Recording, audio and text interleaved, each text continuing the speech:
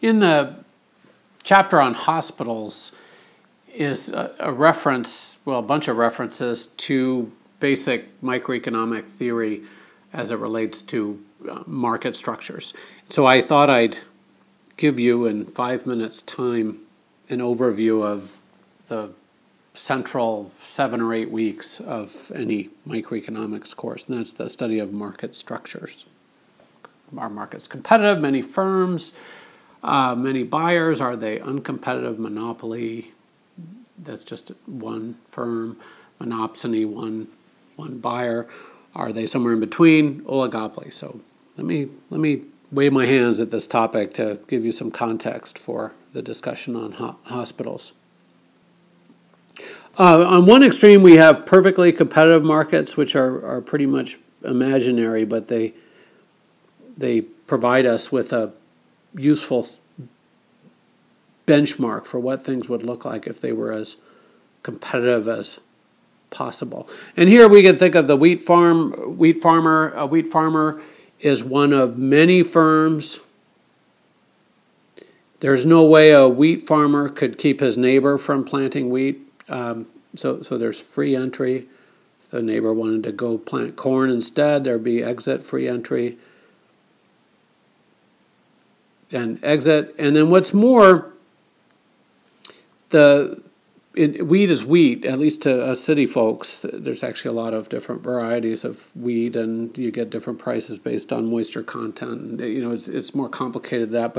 But in perfect competition, there's no quality differences. So that everything's just the same. And in this environment, firms compete just aggressively for consumers' businesses. So what we see is low prices and zero profits for firms.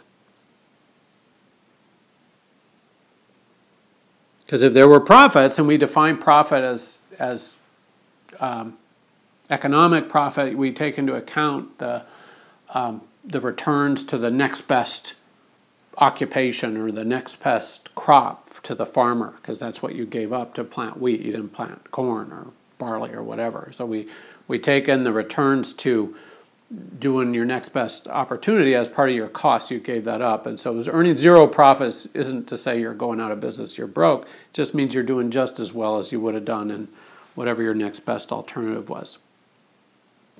Now, on the other extreme, we have monopoly, and computer processors for personal computers are rapidly becoming a monopoly. And Intel, biggest employer in Washington County here in Oregon, is the monopolist. And under monopoly,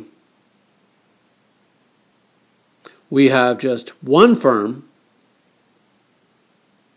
And for there to be just one firm, and especially if that firm is making profits, there has to be some barriers to entry. Could just be economy of scale, right?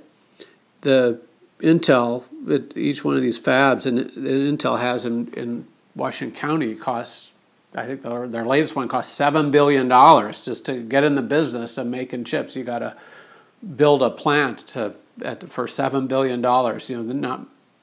Capital markets work pretty well, but there are very few firms or potential firms, investors, that could walk into banks or otherwise raise financing to build a $7 billion plant to try to compete with Intel.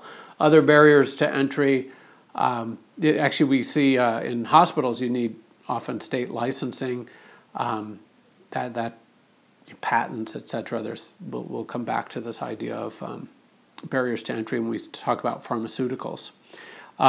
Anyway, what you see here is that relative to competition, prices are high or can be high. We see low quantity, low output in a monopolized market, and then we can see profits. Both a competitor might earn profits in the short run, but whatever innovation the competitor figured out to earn some short run profits, other firms quickly imitate, and those profits are gone. But a monopolist can sustain profits, so profits can be sustained.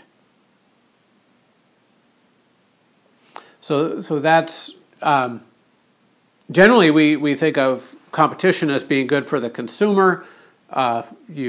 We can extend it to differentiated products. When we study monopolistic competition, firms compete aggressively to provide high quality products to consumers for low prices. The monopoly, on the other hand, has an interest in restricting output. If you can maintain monopoly status, you don't have much incentive to increase quality. You might increase quality to keep potential entrants out. We can make an argument that Intel has done that, Microsoft has done that, but monopolists typically don't need to be as aggressive as competitors in improving quality. So we generally think competition good, monopoly bad, but we see in hospitals that it's a little more difficult than that because we have some aspects, some elements of natural monopoly. That is, because of learning by doing, falling average costs over the entire relevant range of market demand, there's an argument to be made that says, hey, the best outcome is just one or maybe at most two firms serving this market. So we'll assess that trade-off as part of what we do together in studying hospital outcomes. And then one more caveat I wanted to warn you against. I'm going to go back to that Calvin and Hobbes cartoon. So you can read this cartoon. I love Calvin and Hobbes. I've missed that even still. It's been gone for a long time. But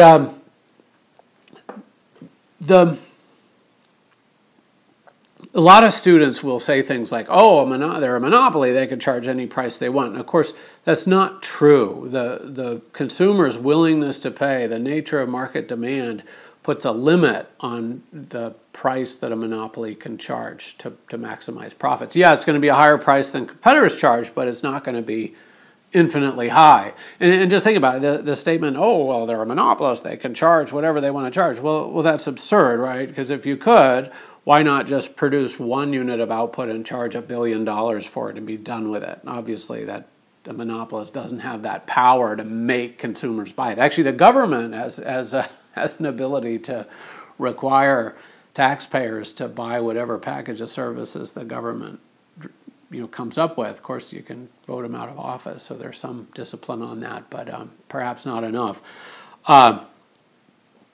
Anyway, I wanted to show you this cartoon because it's a nice reminder that you might be a monopolist. Even though you might be a monopolist, you can't charge more than what consumers are willing to pay.